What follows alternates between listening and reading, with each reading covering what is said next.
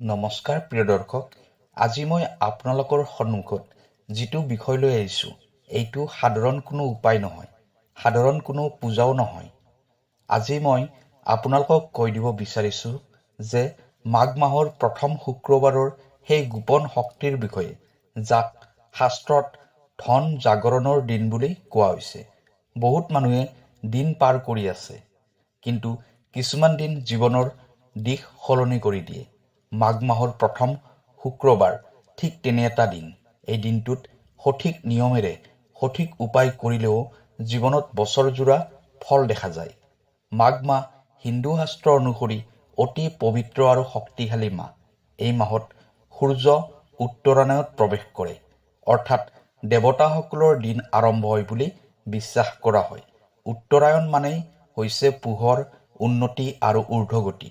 এই সময়ছোৱাত যিকোনো পূজা, দান, ব্ৰত বা উপায় কৰিলে তাৰ শক্তি বহুগুণে বৃদ্ধি পায়। সেইবাবে গংগা স্নান, দান, পুণ্য, ব্ৰত আৰু বিশেষ পূজা এই মাহত বেছি গুৰুত্বপূৰ্ণ বুলি শাস্ত্ৰত কোৱা হৈছে। প্ৰিয় দৰ্শক, যদি আপোনাৰ চাকৰি, টকা পইচা, ব্যৱসায়, পঢ়া শুনাৰ তথা বিবাহলৈ কিবা সমস্যা হৈ আছে, তেনেহ'লে ভিডিঅ'ৰ স্ক্ৰীণত দিয়া নাম্বাৰত আমাক যোগাযোগ কৰিব। আমি আপোনাৰ সমস্যাসমূহ সমাধান কৰিবলৈ চেষ্টা কৰিম। ভিডিঅ'টো শ্বেয়াৰ কৰি দিব আৰু কমেণ্টত লিখিব জয় মা লক্ষ্মী। এতিয়া হওক ভিডিঅ'ৰ পৰৱৰ্তী অংশলৈ যাওঁ। শুক্ৰবাৰৰ দিনটো শুক্ৰ গ্ৰহৰ সৈতে জড়িত। শুক্ৰ গ্ৰহ মানেই ধন, বিলাসিতা, সুখ, সৌন্দৰ্য, পৰিয়ালিক শান্তি আৰু বৈবাহিক সুখ।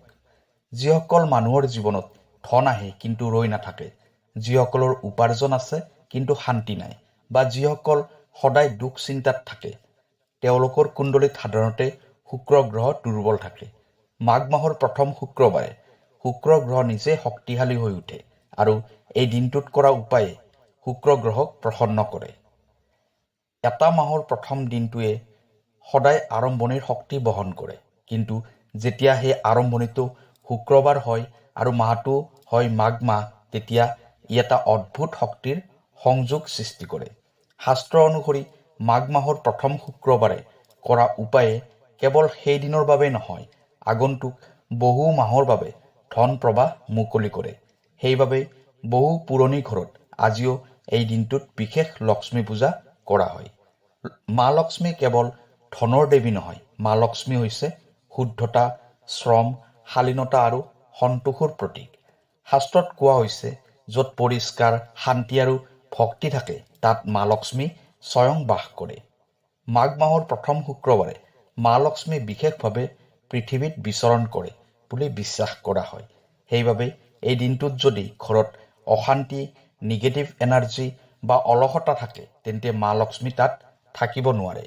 এই দিনটো বিশেষকৈ তেওঁলোকৰ বাবে গুৰুত্বপূৰ্ণ যিসকলৰ ধন আহে কিন্তু ৰৈ নাথাকে, যিসকল ঋণত ডুবি আছে, যিসকলে উবছৰ ব্যৱসায় কৰি লাভ নাপায়, যিসকলে চাকৰিত বাধাৰ মুখামুখি হ'ব লগা হয় আৰু যিসকল পৰিয়ালত সদায় অশান্তি অনুভৱ কৰে।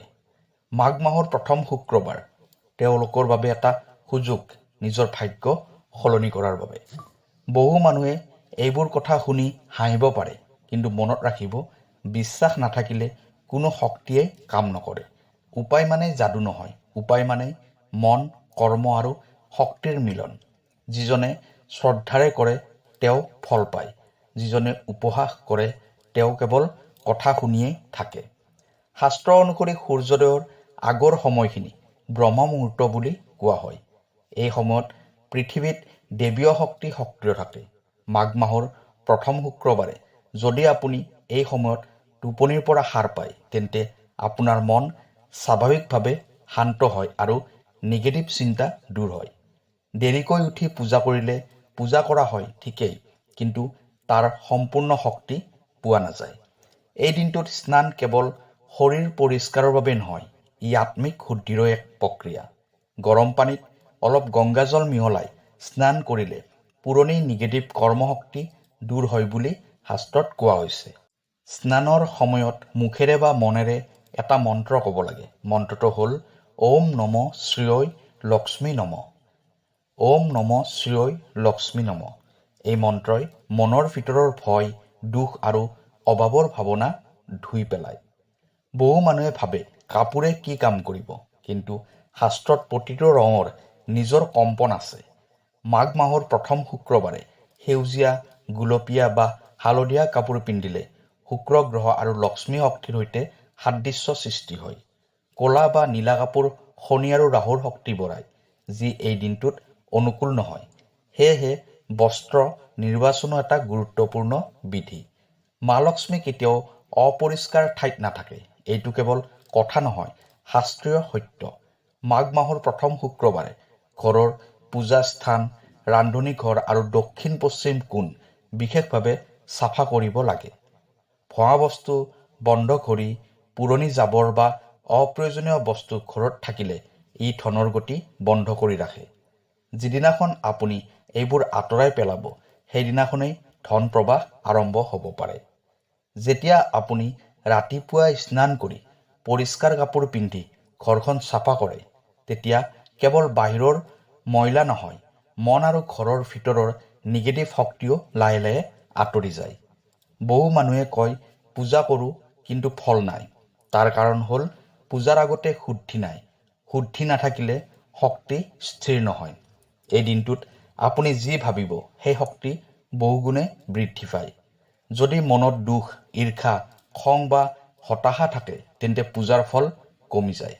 সেয়েহে ৰাতিপুৱাৰ পৰা চেষ্টা কৰক কাৰোবাৰ বেয়া কথা নাভাবিবলৈ, পুৰণি কষ্ট মনত নানিবলৈ। মন যিমান শান্ত, লক্ষ্মী শক্তি সিমান বেছি সক্ৰিয় হয়। বহুত মানুহে এই দিনটোত স্নান কৰে কিন্তু গালিগালাজ কৰে, পূজা কৰে কিন্তু খং কৰে, দান কৰে কিন্তু অহংকাৰ কৰে। এইবোৰে লক্ষ্মী শক্তি বন্ধ কৰি দিয়ে। মনত ৰাখিব, মাঘ মাহৰ প্ৰথম শুক্ৰবাৰ কেৱল কৰ্মৰ দিন নহয়, এইটো মনৰ পৰীক্ষাৰ দিনো। শাস্ত্ৰ অনুসৰি মা লক্ষ্মীৰ পূজাৰ সৰ্বোত্তম সময় হ'ল ৰাতিপুৱা 7 বজাৰ পৰা 9 বজাৰ ভিতৰত।